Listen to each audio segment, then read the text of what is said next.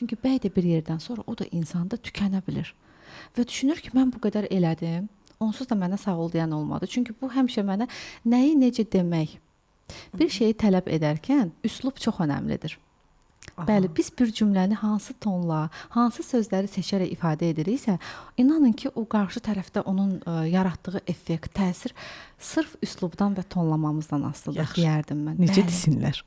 Necə desinlər? Gəl burada sir verək xanımlara ki. Əlbəttə, əlbəttə. Sevə-sevə. Əgər bəyinizdən bir ricanız var, işiniz düşüb bəyinizə, demək istəyirsiniz ki, falan bir şeyə ehtiyacım var. Adətən bəylər sevmirlər, onlar işdən gələn kimi problemi ona bildirəsən. Bu bir çox bəylərdə belədir. Və yaxud işdə hər hansı bilirsiniz də gündəlik rutinin yorğun gəlib, ona xoş gəlmir ki, xanım gələn kimi başlasın deyinməyə, danışsın, problemləri desin. Yəni bu, yenə deyirəm, yaradılış olaraq belədir. Biz bunu dəyişə bilmərik.